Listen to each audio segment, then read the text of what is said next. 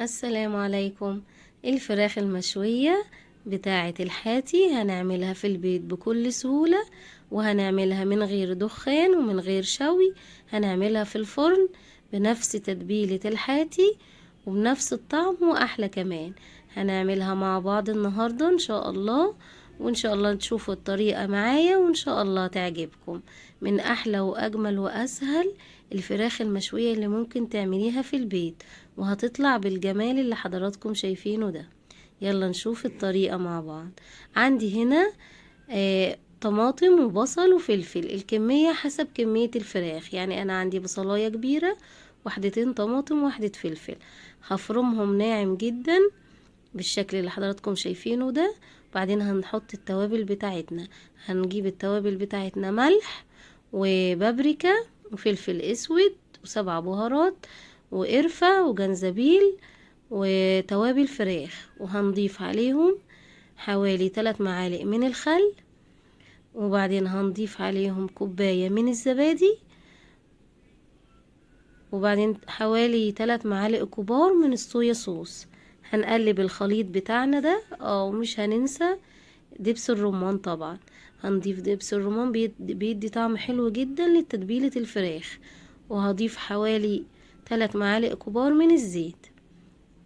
كده التتبيلة بتاعتنا خلصت. هنضيف بس حوالي معلقة كبيرة من الصلصة. هنقلب الخليط بتاعنا كله كده مع بعضه بالشكل اللي حضراتكم شايفينه ده.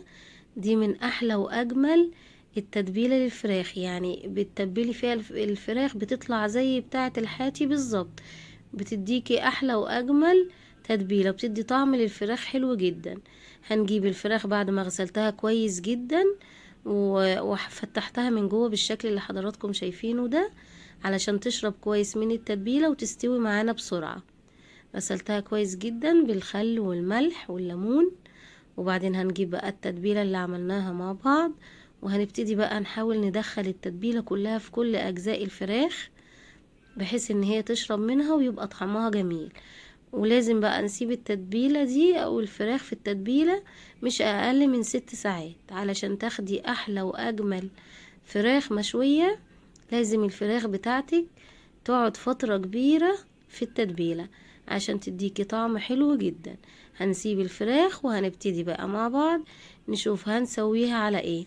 الفراخ بتاعتنا هنسويها في الفرن. يعني هنجيب الصاج بتاع الفرن العادي بتاعنا جدا، وبعد كده هنجهز عليه شبكة، اي شبكة موجودة عند حضراتكم هتحطيها على الصاج بالشكل ده، وهنرص عليها الفراخ بالشكل اللي حضراتكم شايفينه ده.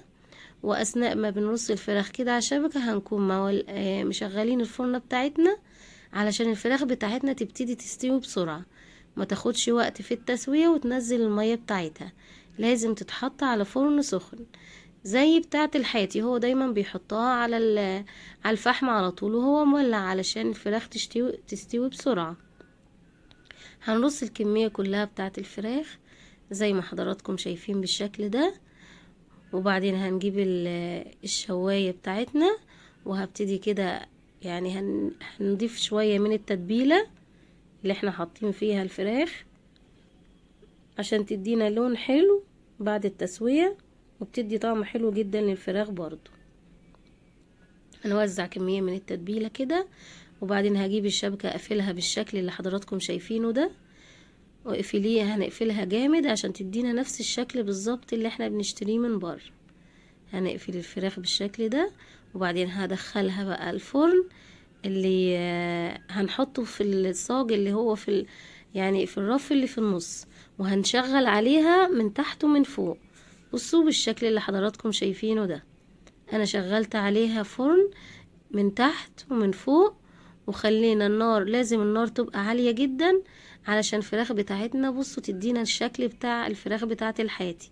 لازم تتحروق كده من فوق وتديك الشكل ده، علشان تبقى زي الفراخ اللي بنشتريها من بره بالظبط بالشكل اللي حضراتكم شايفينه ده. هتقعد وقت قد ايه؟ هتقعد ساعة ونص، ساعة ونص في الفرن، وهتطلع بالشكل اللي حضراتكم شايفينه ده. بصوا ما شاء الله مستوية وحلوة جدا، وزي اللي بنشتريها من بره بالشكل بالظبط، نفس الشكل بالظبط زي ما حضراتكم شايفين. انت لما بتشغلوا الشواية وتعلوا عليها الشواية كويس من فوق هتستوي بنفس الشكل اللي حضراتكم شايفينه ده. بصوا ما شاء الله الفراخ المشوية بتاعتنا جميلة جدا جدا، ومستوية من جوه وجميلة، وطعمها روعة وريحتها جميلة جدا، قلبت البيت. يعني كل اللي كل من الفراخ دي مش مصدق ان هي معمولة في البيت، وكمان في الفرن، يعني كمان مش على الفحم، لا ده احنا عاملينها في الفرن بنفس طعم وريحة الفراخ المشوية بالظبط. يعني ممكن تجيبي تولعي واحدتين من الفحم وتحطيهم على الفراخ بعد ما بتستوي وتغطيها بورقة فويل، هتديكي نفس الطعم بالظبط. بصوا ما شاء الله، من احلى واجمل الوصفات، ياريت تجربوها.